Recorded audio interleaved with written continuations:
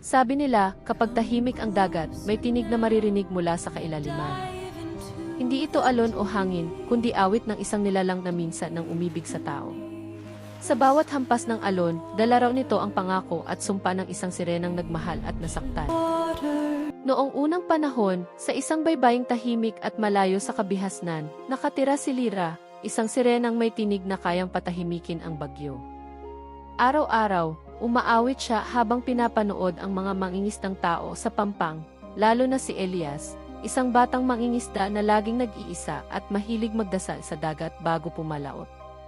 Isang araw, nasugatan si Elias nang tumaob ang kanyang bangka.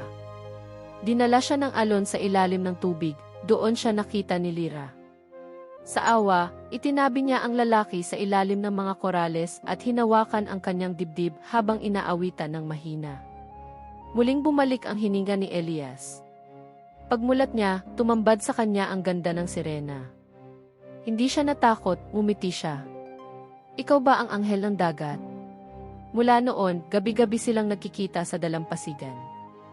Itinuro ni Lyra kay Elias ang mga lihim ng dagat, kung saan lumalago ang mga perlas, kung paano nakikinig ang hangin sa alon. Unti-unti, umusbong ang pag-ibig sa pagitan nila, isang pagmamahalang bawal ngunit totoo. Ngunit isang gabi, nakita sila ng mga mangingisda. Natakot ang mga ito at naniwalang nilalaso ng sirena ang dagat kaya't bumaba sila sa baybayin dala ang sibat at lambat. Huwag, sigaw ni Elias, ngunit huli na. Nahuli nila si Lyra at sa kanyang pag-iyak, umalon ang dagat ng malakas. Upang iligtas siya, si Elias ay tumalon sa tubig. Huwag kang lumaban, sigaw niya. Ngunit mumiti lamang si Lyra at humawak sa kanyang kamay. Kung ito ang katapusan, nais kong magising ka sa umaga, kahit wala na ako.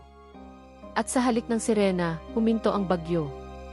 Ang mga alon ay tumigil at ang mga mangingisda ay napaluhod sa takot at pagkamangha.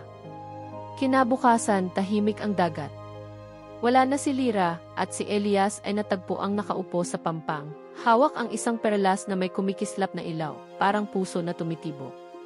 Simula noon, tuwing gabi, umaawit siya sa dalampasigan, umaasang maririnig siya ng kanyang sirena. Sabi ng matatanda, tuwing kalma ang dagat at malamig ang hangin, maririnig pa rin ang dalawang tinig na magkahalo, awit ng isang sirena at panalangin ng isang tao.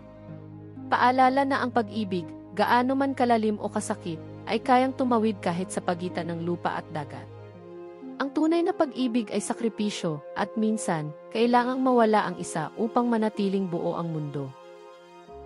Huwag kalimutang mag-like, mag-share, at mag-subscribe para sa mas marami pang kwento na magbibigay inspirasyon sa iyo araw-araw.